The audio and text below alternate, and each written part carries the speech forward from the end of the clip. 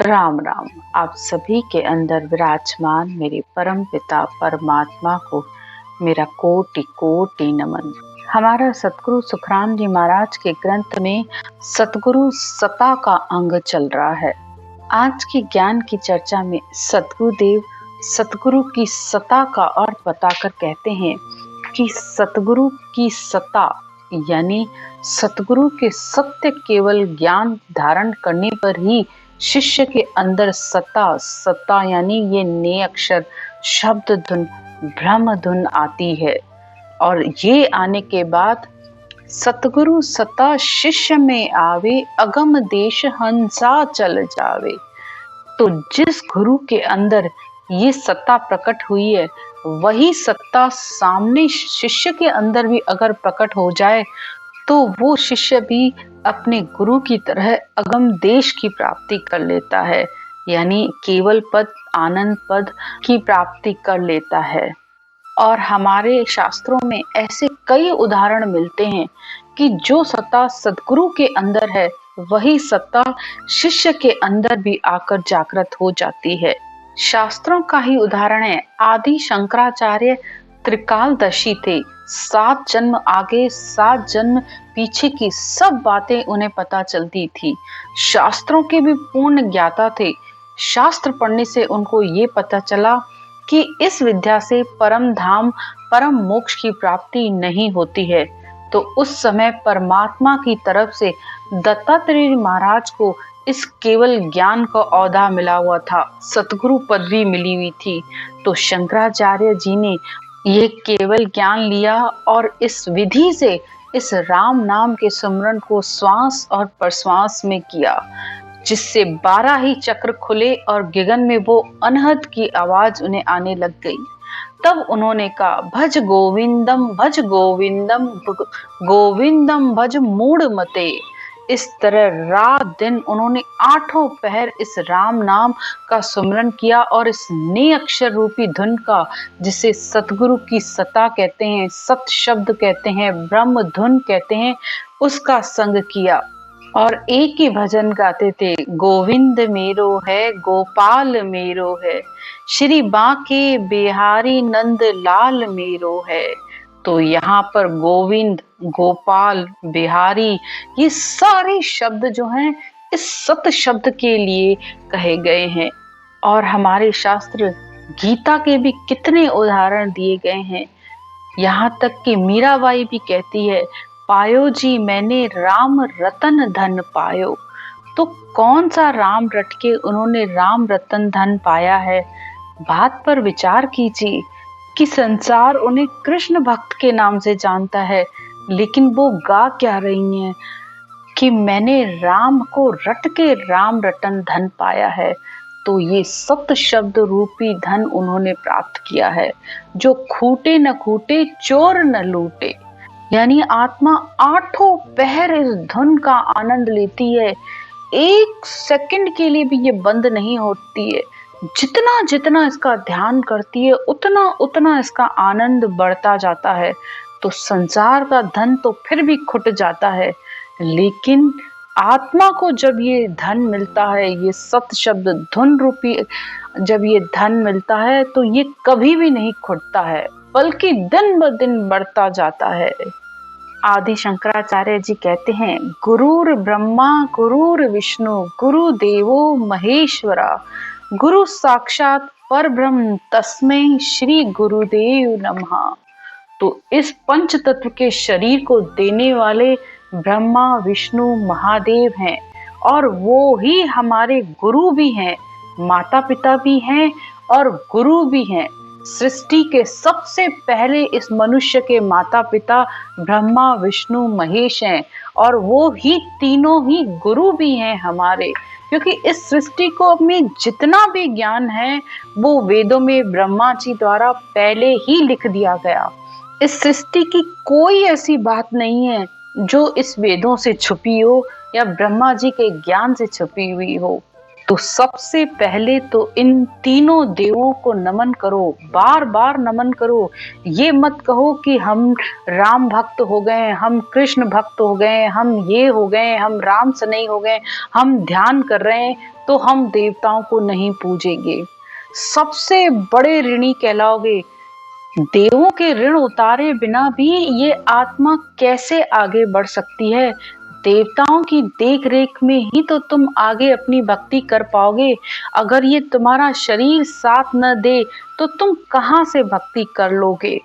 तो सबसे पहले तो इनको नमन करो, फिर अपने सतगुरु को। सतगुरु वो जो ज्ञान का भंडार है, जिनके पास ये सतगुरु की सत्ता है, परमात्मा का दिया हुआ औदा है, उसी से ही शिष्य के अंदर ये सत्ता आती है। सब धरती कागज करूं, सब वन कलम कटाए, सात समुद्र स्याही करूं, सतगुरु गुण लिख्या न जाए। सारी धरती कागज बन जाए, सब वन कलम बन जाएं, सात समुद्र स्याही हो जाए, तो भी सतगुरु के गुणान्वाद को नहीं लिखा जा सकता। यानी परमात्मा ने जिसे हमारे लिए भेजा है, परमात्मा खुद सत्ता रूप में आकर अंतर में शिष्य के प्रकट होते हैं।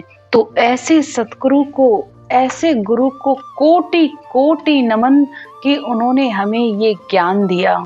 तो आज सतगुरु सुखराम जी महाराज के ज्ञान को औदा है और उसी से ही हर किसी के अंदर ये सत्ता प्रकट हो रही है। जो भी आत्मा सिर्फ 10 या 15 मिनट अपना निज मन सौंप कर ये रटना, ये सिमरन करती है, तो ये सतगुरु की सत्ता उसके अंदर आ जाती है। अब आगे की ज्ञान चर्चा करते हुए सतगुरुदेव सतगुरु सत्ता का महत्व बताकर कहते हैं, चिंतावण चिंत्या फल पावे, यूं सतगुरु निज नाम बतावे।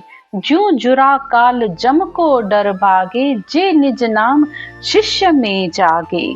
सतगुरुदेव संसार के उदाहरण देकर कहते हैं कि जैसे चिंतामणि से चितवन करने से तुम्हें फलों की प्राप्ति हो जाती है, तो ऐसे ही सतगुरु का जब निज नाम बताते हैं तो इस शिष्य के अंदर निज नाम की जागृति हो जाती है।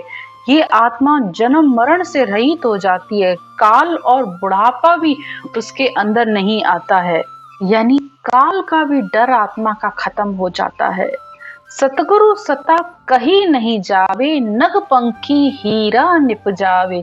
ओ इचरज मानो मत कोई, कीट पलट भंवरा किम होई।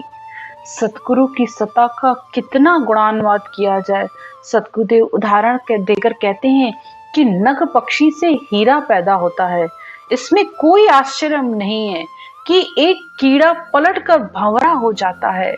भंवरा जब कीड़े के चारों तरफ भूं भूं भूं करता रहता है तो उसको सुनकर वो लट खड़ी हो जाती है और भंवरे का रूप बन जाती है। तो इसी तरह सतगुरु का ज्ञान सुन सुनकर जब रोज सुनते रहेंगे तो ये ज्ञान अंदर बैठने लगेगा, विश्वास आने लगेगा आपको, और इस ज्ञान को सुनते सुनते और रटना करते करते वो निज नाम एक दिन वो आपके अंदर भी आके प्रकट हो जाएगा। अमर विमान शिष्य चल आवे, पांचों ज्ञान कैव का पावे। यूं सता सतगुरु की भाई, जागे शब्द शिष्य के तन माही। तो जिस शिष्य के अंदर इस सत शब्द की जागृति हो जाती है तो शंखनाल बंकनाल से होता हुआ वो सिर के ऊपर वो शब्द ऐसे मंडराता रहता है, हर समय ऐसे छाया रहता है जैसे कोई अमर विमान की तरह मंडराता रहता है। ये पांचवा ज्ञान है।